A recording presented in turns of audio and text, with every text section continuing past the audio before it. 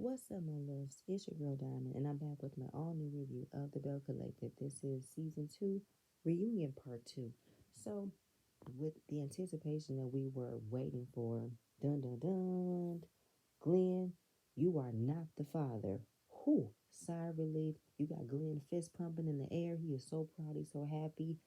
Okay, not really the time to celebrate. Granted, you dodged a bullet, but it doesn't take away the fact that you have hurt this woman. Like, are we really to believe that the affair was 9 years ago and we're just now getting a paternity test? This was such a hard thing to do. This was such a hard thing to come about. Like, for real. And he's saying, listen, I know I've hurt you. I know you don't believe everything that I say because of what I've done. So, of course, you can't take my word at face value. I know that. The fact that I'm looking at Letitia's face, I feel like she's not here. She's checked out. But I'm also looking at her body language, like the girl is shaking. Like she is shaking, shaking, shaking, shaking, shaking. Because I know that she's relieved after what she just said because she practically was about to stick beside him if he was the father. But now that he's not the father, I think she's still looking like, oh shit, I still have to showcase that I'm going to work on this marriage. Because I don't want nobody looking at me like I'm stupid, like I've already been looking like. So, and he is continuously pleading his case. You know what I'm saying? Like, nobody can love you the way that I love you. I met you at 17. You my best friend. This and that and third. He crying. And Carlos is looking at her like, you're shaking, Letitia. She's like, am I? I'm shaking. A part of me is kind of like, did we really, like, I'm sorry, you know what I'm saying? Because I just feel like this really can be like a really life moment. Like, we're now discovering this, but come on. He's cheated before. This is the first time you had a scare that he might have fathered another child. Sorry, that's where my mind is. Okay, so I know that she's relieved at this because this has been a huge cloud over what if he fathered another child in their marriage. He's already cheated on her. She's forgiving him for cheating. Will she be able to handle sticking beside him if he did father another child? And, she thanks Carlos for the opportunity. She's crying. Everybody's crying for them because they know that she loves this man and she wants her marriage to work, right? Even though they know that she's cried on their shoulders because he's hurt her. Like, are we going to really dig deep as to what Glenn needs to do to fix his marriage? So, of course, he's hopeful they can get together. They can be, together once they were. But he knows that she's evolving. She's moving on up. Letitia has had a new attitude about herself, and he has to meet her where she's at. I think because Glenn was probably looking at Letitia, she's always going to be there for him. She's never going to want more. When this show came about, it showed Letitia a different light. It showed her a different way, a different opportunity. And he doesn't want to let that go. He wants her to still be where he's at right now in his mind as a 17-year-old man or a 17-year-old boy. He's not that no more. You're a grown ass man. Grow up. And Carlos says, look at this as a blessing. You know what I'm saying? So he gets deep that successful men, they think that all they have to do is provide, protect, and that's it. I take care of you. I pay out the bills. You ain't got to want for nothing. But that can be used as an excuse to do bad things. It can be an excuse to cover up that you are doing things foul, you're doing this, but can't question him about it because he's paying the bills. Which is kind of crazy though, because that is the mindset that certain men have. They thinking that because I take care of all of this, I take care of you, I do all of this, so why are you questioning me about what I'm doing? You never questioned me what I'm doing before. Why you question me now? Because right now the union has been broken. But men got to be careful with that. And at the same time, you have to realize that your wife has dreams too. And it isn't fair for a woman to hold her dreams, hold her passion because she wants to be a support system for her man. Make sure she's uplifting him, that whatever he wants to do, what dreams he has, she's going to be right there beside him. But at the same point in time, the same support is not being met on the woman because God forbid that if I dare to dream that's going to leave an opening of I'm not being there for him, I'm not supporting him, I'm not lifting him up. He could feel lonely, and that could leave another woman to come in and taking my position, which is fucked up. Like there is no boundaries, there's no trust in relationships. That if you go out and seek your dream, why wouldn't you turn around and help me seek mine? Where is the trust? There is no trust that in the moment that I'm not there supporting you, you think that I am not there supporting you in spirit because I'm focusing on me when you've been focusing on you this entire time and I've been there. Like, it is crazy though. It isn't fair for a woman to hold down what she wants to do, hold her passions, hold her dreams because she's worried about what the next female might do if she's not already there being a cheerleader for her man. As if it shouldn't be the same thing. 50-50. Women have dreams too. It's already enough that as women, when we have dreams, it's crushed because we get married, we have children. It's like your dreams are put on hold. But for a man who helped create children, who married someone, he still has the ability to go out and pursue his dreams with no hesitation, no stopping, no, is it the right time? No. For us women, we get all that. It's not the right time. Can you afford it? Can you do it? Who's going to watch the kids? That's all in our minds, which isn't fair. So it should be on both ends. We all have dreams and we should all work together and support one another. So after that was settled, they get to the men, you know, and basically, talking about Willie. Willie being a city boy, not really knowing about, the country life, going back and forth what happened at the brunch. Willie speaks his piece about what his wife did, and he's defending his wife. Glenn doing the same exact thing. And of course, this is a show about women, so having the men can be challenging, but it's refreshing to see the men. And then we talk about, did Cliff allegedly sleep with JJ's ex? Is it Selena? Because that's what I'm thinking about. And their perception of Cliff is different. Cliff comes with so much philosophical wisdom, but inside Cliff is still an asshole. He's still a man. And did you sleep with one of JJ's exes? He wants to be funny and say, I didn't sleep. I was wide awake. Okay, next question. Did you have sexual relations with JJ's ex? Yeah, I did. I did. Okay, was this before Latrice or after Latrice? Now, this is way before. She was a toddler playing with her toys. Weird. Weird. Weird. Really don't want to picture you having sex with another woman, and by the time that was happening, we see Latrice playing with her dolls. Ew. So then we get to Tambra. I'm caught up now. And moving forward with Damon, talking about marriage, having a baby, and then we deal with the decorator, right?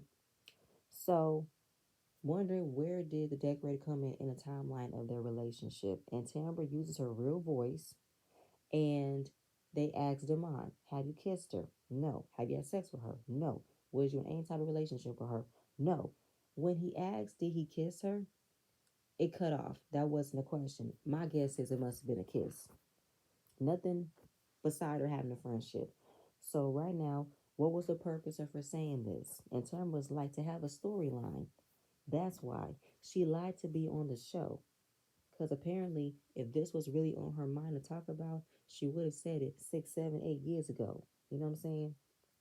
Which means that it was a old situationship that he had with her, and that was brought back onto the show.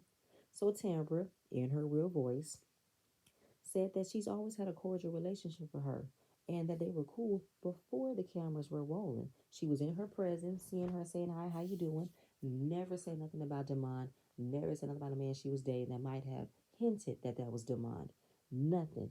Even at Marie's event, and she said, I need a better character witness, okay? Because when we're in the same room, she has nothing to talk to me about. We have nothing to talk. She had time, and I'm pissed because she's lied all her life in college, in high school, this and that, the third. Like, I'm like, oh my God, Tamber, you are mad. Like, she's not high pitched. She's not over enunciating. She is clear in her words and in her statue, and she is hyped, okay?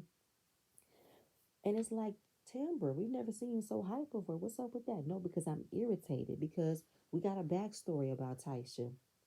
The first season, she decorated the reunion set for them. And then she was also decorating Latrice's house one time. And she walked up to the producer and said she had dirt on everybody. And I'm like, what? We're going back to the first first season? What? So Letitia's looking like, I didn't know that because she's my friend, and I didn't think that what she said was true. Because when they asked Taisha, are you saying that you are telling everybody you got dirt? Are you trying to get onto the show? Like, what's your motive of being here? She said no, she didn't say nothing. But then the producers did tell them that there were emails sent to them by her that she has dirt on everybody. So apparently, the information that was sent, it only honed in on Tambra. Tambra's information was the only thing that kept coming out. And I think that either Taisha or Letitia was calling Demond to ask him what they got going on, and she told him to say nothing. And that's exactly what he did. Is that to the point of don't tell them that we're not together? Don't tell them that we are working on being together? Don't tell them about Taisha? Like, what was he not supposed to say when someone was calling him to verify what is Demond doing? So basically, Tambra was used for Taisha's storyline to get on the show because for her to be a part of the decorating committee and now saying that she was sending emails to the producer saying, I want to be on the show, that's crazy. And Demond is kind of an innocent bystander in all of this. So I guess that's why it came across as the confusion of who's lying, who's telling the truth. And it's just like, what is going on here? Like, everything is happening from the first season, and we did not know that. You know what I'm saying? Like, this don't make no sense. Taisha went through all of this just to get on the show. I mean, she already showed her hand when she came to Marie's event just to confront Tambra and just to spray her business. She didn't come to mingle. She didn't come to support, and we've never seen her anywhere around the show before except for this scene. And if Carlos used her to decorate the show, yeah, she definitely wanted to solidify her position of finding a way of getting on the show. That's exactly what she did. So the friendship between Letitia and Taisha have always been cool because whenever it came down to her decorating, Letitia's always there to help her. But come to find out, the reason why she knows Taisha is because she used to date, no, she used to be married to Glenn's brother. She's Glenn's ex-sister-in-law. I'm just like, what the hell? Jackson must be extremely small for how this can be a coincidence that Taisha was married to your husband's brother. She's been kept around for doing all a bunch of events, Marie's event, Latrice's wedding, to now being an associate of Tambra's, the show, decorating for the show. Wow, like the connections. I can't. So wondering why he wasn't around. This is why he wasn't around because he would have been questioned at every turn as to why he's here. Tambra, Taisha, and he wasn't about to deal with that. You know what I'm saying? He wanted to keep his distance. He didn't want to be disrespectful towards another woman, this and that, and the third. And it caused a rift between him and Tambra. They were fighting left and right. You know what I'm saying? Because she was telling him to leave it alone, and I guess he didn't like how his character was being questioned like this or his motives. And I mean, did Demond sign up for the show like last season? I think he was just thrusted. You know what I'm saying? Like we did not think that Tamara would have put him on the show when he did, but he probably wasn't even thinking about coming on the show. Except for this, this had his name written all over it, and he felt he had to defend himself. But I guess wanted to keep it professional. You know. So basically, they're still together.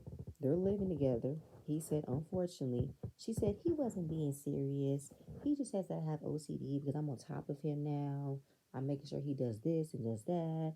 And are they having unprotected sex? Yes, per doctor's orders, you know. And that's something that she's always had control, a boundary that she had the control of whether or not I want to choose to have unprotected sex with somebody. So are they still planning on having a baby? She figured that when they started having unprotected sex that she would get pregnant like that. The science of planning a pregnancy is not as all cracked up to be. And it's like, well, yeah, it's not going to always be that easy though. Sometimes you have those moments where it only takes you one time to get pregnant. Sometimes it takes you 10 times to get pregnant because a woman's body is different. It's not going to always be easy. So the fact that she thought that one or two times I'm pregnant, no. No, and considering your case, your history, Timber, it's not going to be that easy for you to get pregnant. It's not. So I just think that Tamra is just gonna accept whatever comes first. She already accepted moving in with him and is accepting on practicing having a baby without the ring. So it is what it is. Um, Willie is a city boy. He's a New Yorker. He is not getting adjusted to the country life. It's not what he signed up for. So right now, since he's been in Jackson for a while, how does he feel? He's getting comfortable. And all it matters to him is making sure his wife is comfortable. She has family here. She wants to create a legacy. That's all I'm happy to hear. There are some hardworking people in Mississippi. So basically, I don't see Willie finding anything positive to say about living in Jackson, Mississippi, along with his wife is from here. That's it. Latrice, throughout the season, we have had conversation about her wanting to have children, even though dealing with her own trauma, her father leaving her, and she doesn't want her child to go through the same thing. Even though having both parents will be a blessing, but her fear of men will be men will leave. She's left by herself with a child, and she doesn't want that. You know, and are they trying to have a baby right now? Is there a plan to have a little Clifforella in the future? She said no. We have a lot to work on, and I don't want to have a child right now.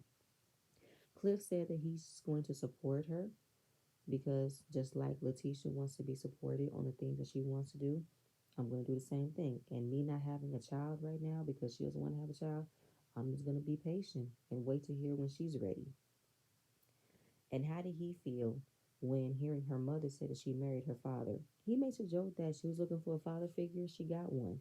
That's not really something to laugh about. That Latrice is seeking attention, seeking love from a father, no, seeking love from a man that she wanted to be her father, but now her husband. Like, that's not really fun to talk about, but that lets me know that he was looking for a younger woman to be with because he wants to, be that figure to someone. And how did you feel with your mother saying that? She said it's a touchy subject because it hurts to talk about her father like that. And Cliff doesn't understand what that feels like because he's always had a father. And part of the reason why she wanted to date an older man was because of the love and the attention that he would give her that she didn't get from her father. But they do have issues. So she don't want a child right now. She gets emotional because talking about having issues, and if they get through it, then they can have a conversation about having children. But right now, she doesn't want a child. And I love the fact that Carlos said it's okay for you to be selfish. In this time and in this society, crazy, we're in 2022, and men and women are clocking a woman's biological clock to have children when it's your right. When you say, I don't want a baby right now, you can say you don't want to have a baby. It's completely understandable. A woman's lot in life is to not always be a mother, be a wife. It's not. You know what I'm saying? If that's not in the cards for me, that's not in the cards for me. I could be a single married woman in my 20s, 30s, or 40s. And if I see it in myself that I don't want to have a child right now, I'm well within my right to say that. And the same thing is said about Tambra. You see how Tambra is. Tambra wanted a career. She wanted to reach the success of her career, and she's done that. And now, the fact that she has her career, she's thriving, she's being successful, she now wants to say, I want to have a baby. I'm ready to be a mom now. And Carlos was right when he said the last thing you want to do to please your man is to have a child. Because at the end of the day, your fears of him not staying is going to affect the child. The child is going to feel like, oh, mommy don't want me. Mommy never wanted me. And that is dangerous. You should never have a baby to please a man. If he's not understanding and not supporting that you don't want to have a baby right now, then that's a conversation that should have been had when you guys were dating. That, well, I can see myself having children, but I'm not in a rush. I don't have that maternal instinct kicking in yet.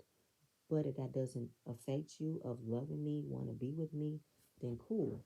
That can change, but Latrice doesn't see herself having children, which is totally fine. She needs to go to therapy, go through those moments, and release that trauma and not feel like she has to be pressured to have a child because you don't. It's up to you. That's your choice. You know what I'm saying? And because of how I'm looking at the age range, in the next 10, 15 years, will Cliff still want a baby? No, like you'll be old by then. You want to be 70 years old with a child in kindergarten? You don't. Um, so that was pretty much, and okay for her to be selfish. And she deserves to be selfish. You're working on your career, you're expanding your business. That's great. You know what I'm saying? Sky's the limit. So they take a break, and Letitia and Glenn are in the dressing room talking about what just happened. Happy that the results came. That's what they wanted. She gives him props that he was going to step up and be a man and handle his responsibilities. Okay. And talking about dating each other again, getting to know one another again, reintroducing themselves. And it takes baby steps, all right? Fine. Sophia, we're talking about blending families, JJ's daughters with Sophia's children, and talking about their issues that they've taken this long to talk about. And the girls were on the stage. I see Dee looking beautiful, Sanjay looking beautiful. I think that was Star. I did not pay attention to Star's dress, but Star was pregnant because I remember I found out that one of the twins was pregnant. Sky wasn't there. She was doing dance camp. And just want to know, how has the family been? Are you guys getting closer? What's going on? Dee said that, the family is still a little bit shaky because one conversation isn't going to fix everything. And maybe some therapy should be put in place. The other girls agree it's going to take more for us to reach that level of a sisterly relationship because we haven't, but we are cordial. We speak to each other from time to time. Then we talk about colorism. And Dee being a chocolate skin tone girl, she felt that she was treated differently because the other girls were light skinned. And how did Sophia feel that Sanjay, Star, and Sky were treated differently because they were lighter than her? Sophia never thought of it like that. She took ownership that she felt as a parent to not teach her daughter to love herself no matter what skin tone she is. And I've dealt with colorism growing up. I've dealt with favoritism. So I love the fact she recognized that, but there's also part of me that wishes that they delve deep into what didn't JJ and Sophia do. While there might have been elements of colorism, but I do feel like most of it is between her mother. The energy that she thought that she wasn't treated fairly. I think because Sophia wanted to step in and be an awesome stepmother to those girls, she never realized that the attention that she gave to the girls made her kids feel like we wasn't involved, we wasn't accepted, we wasn't wanted, you know? The other girls did recognize that they were treated better because they were light skinned, but she said in general, lighter people do get better treatment. But in this household, there wasn't any. But I also said it before. I don't think that they probably paid attention to the colorism aspect, but maybe to the point where these three girls were on a very popular show, Bring It, for a lot of seasons. They were getting popular, they were getting recognized, they were becoming little celebrities. So I just think that that attention that they got from the show is what led the separation of Dee feeling like she wasn't included, she wasn't a part of it, she felt left out, and maybe added to the factor of not only are these girls on a popular show, they're getting flown everywhere, they're getting recognized, they're also light skinned. That could have been an added factor than what she was feeling. And I said that before. I think because of the show, they were already popular and that maybe they wasn't included in that. And JJ said it wasn't their fault that they were popular, they were getting celebrity status. It was because they had a talent for dance, this and that. And JJ taught them that. He taught them to pretty much, take the opportunity. So, of course, clarifying the fact that we do have a beautiful range of women on this stage in beautiful shades and sizes, and nobody is better than the other. So, other than that, we get to Marie. How Marie made a comment for meeting Keisha for the first time that you can't trust people with light eyes. And he wanted to know, is colorism a thing in Jackson? No, colorism is happening anywhere. When it comes to southern states like Jackson, Mississippi, Alabama, all that, yes, that is a factor in that realm. But colorism happens anywhere. And he wanted to know, what did you mean by that? How you can't trust people with light eyes? She mentioned that men or women have light eyes where they have this thing where they can turn your yeses to no's, your no's into yeses, And Akeisha wanted to clarify and want to know where did that come from because you guys are commenting on me that I thought I called y'all ugly, but with her saying that you can't trust people with light eyes, that's colorism because you assume that I called all of you guys ugly, but not Tamara because Tamara was light skinned and dark girls are ugly, light skinned or not. She said, what does being dark mean that you're ugly? You could be ugly to be ugly. There's no color to determine that you're ugly. So she said that's colorism. She wants to know was that an issue for you? Marie said she was just being shady when it came down to the light eyes comment. I said, okay, it could be shade though, Marie, but I do feel like you and Letitia showcase insecurity in that aspect because Lakeisha was coming in with the light eyes and the light skin, even though I didn't see anything else that came about the energy, but you guys brought that up. And there was also something else that they did not do that I wish they did. When it came down to calling out Akeisha for thinking that she called them ugly, why didn't we talk about Letitia saying that Akeisha was born into a family that didn't want her? Why didn't we talk about that? Because no matter what anybody felt about Akeisha, what Letitia said to her was gutter. What Letitia said to her was wrong. You know what I'm saying? Why didn't we talk about that? Why did that was glossed over of us getting to the bottom of how everybody else felt? Is it because Carlos wanted to protect Letitia? How she's already been humiliated enough with Glenn, this baby.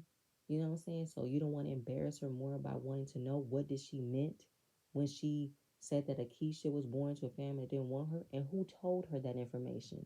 Like there were some things that they did not talk about this reunion. I'm noticing. So talking about colorism was a conversation to be had. Appreciate. Marie, this was pretty much the end of the reunion. Like everything was just sped through. We spent majority of the time talking about the paternity results, getting through Tambra's segment, Latrice's segment, and Marie's segment was completely short. Like, what's going on, Marie? Because we did see her going through a lot with losing her grandson's mother, her son stepping up to the plate of being a parent, and her mother back on drugs. So what's going on right now? She's still holding out hope for her mom to come home and get it together. Her son is in South Carolina on a basketball scholarship, and he's still a great father. What? We're not going to talk about the roller coaster that Marie went through with trying to get Jerez to be a father, how he needs to step up with his responsibilities. We didn't talk about that. We really did not talk about her mother being on drugs. Like, we didn't talk about Marie's stress. We didn't talk about Marie's lupus. There were things that we did not talk about. And it's just like, what is going on? We're just going to skate on past this? For real? Okay. Tambra. Tambra is doing great. She's traveling, hosting other events. She's loving the career that she's always wanted to do. Fine. Latrice. Everything's going great with Latrice. She closed on a business building. I remember seeing that on Instagram. Congratulations, Latrice. Developing 30 Airbnbs with Cliff. There I got 2 on the ground. That's amazing. Love it. Akeisha, still dedicated to the Ferris Project. Right now, she formed a group to grant a proposal to Jackson to build up to 2 to 300 blocks on Fair Street. That will be amazing. Okay, happy about that. Sophia, of course, she's expanding her real estate business. She's now taking the broker's license and she's looking for a building to host a fitness class. They did just get renewed for a third season. I'm hoping that we can see more of Sophia's fitness resume. I want to see how she gets this body, do a fitness boot camp. I want to see it, okay? Letitia, she said that her enterprise is booming. She has self-help books, business consulting for Marie's business.